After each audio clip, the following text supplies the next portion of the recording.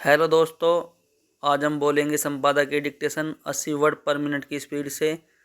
Dictation का विषय है भारत रत्न आडवाणी और डिक्टेशन की कठिन शब्दों की आउटलाइन आप हमारे टेलीग्राम चैनल से प्राप्त कर सकते हैं, जिसका लिंक वीडियो में दिया जाएगा। डिक्टेशन स्टार्ट होगी 5 सेकंड बाद। स्टार्ट।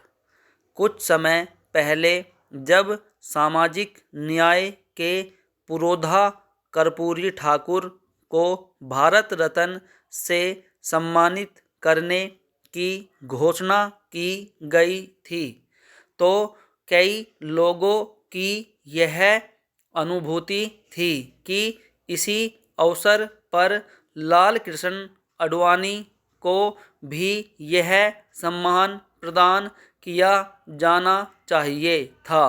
यह अच्छा हुआ कि अंततः ऐसा ही किया गया।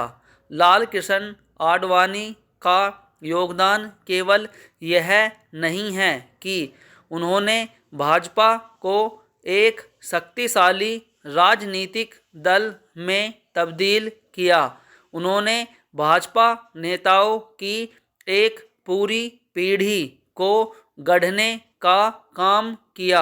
इसी पीढ़ी ने ही भाजपा को एक नया आयाम दिया। निसंदेह लाल कृष्ण आडवाणी को इसके लिए भी याद किया जाएगा कि उन्होंने राम मंदिर निर्माण के लिए रथ यात्रा निकाली। इस रथ यात्रा के जरिए उन्होंने केवल अयोध्या में राम मंदिर के निर्माण की अलख ही नहीं जगाई, बल्कि भारतीय संस्कृति और सभ्यता के प्रति अपराध बोध रखने वालों को जागृत किया।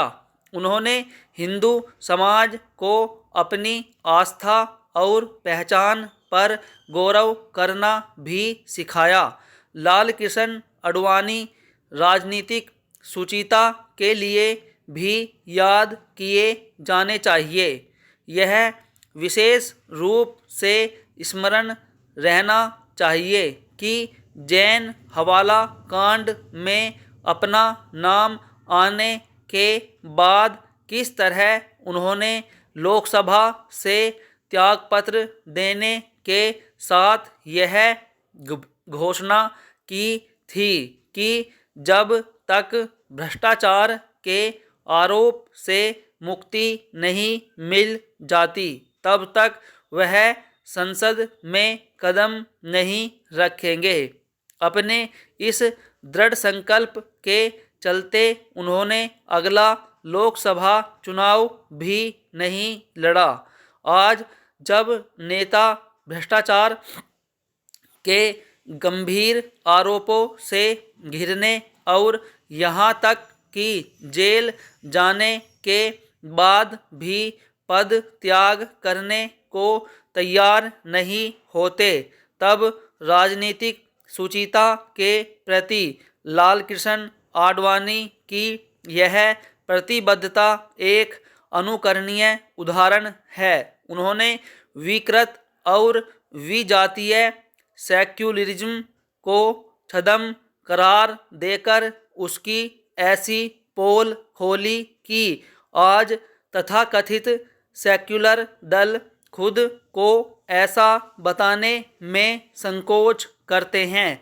सेक्युलरिज्म को बेनकाब करके उन्होंने भारतीय राजनीति को रूपांतरित करने का जो काम किया, उसकी मिसाल मिलना कठिन है। लाल कृष्ण आडवाणी को भारत रत्न से सम्मानित करने पर इस तरह की आपत्तियों का कोई मूल्य नहीं कि मोदी सरकार अपने लोगों को ही यह सम्मान प्रदान कर रही है। एक तो चंद दिनों पहले ही उसने कर्पूरी ठाकुर को यह सम्मान प्रदान किया है।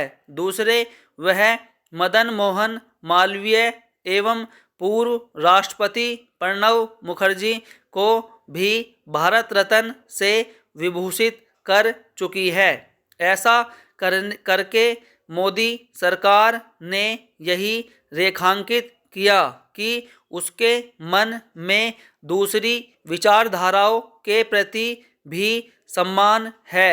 यह भावना अन्य दलों और विशेष रूप से कांग्रेस को भी दिखानी चाहिए, लेकिन उसकी सरकारों ने गांधी परिवार के सदस्यों को तो भारत रत्न देने में तत्परता दिखाई, लेकिन तनिक भी भिन्न विचारधारा वाले नेताओं को यह सम्मान देने के लिए आगे नहीं आई। इस क्रम में उसने अपने ही दल के कई दिग्गज नेताओं की अनदेखी की। यह एक तथ्य है कि सरदार पटेल, डॉक्टर अंबेडकर, मौलाना आज़ाद आदि को भारत रत्न गैर कांग्रेसी सरकारों ने प्रदान किया। स्टॉप।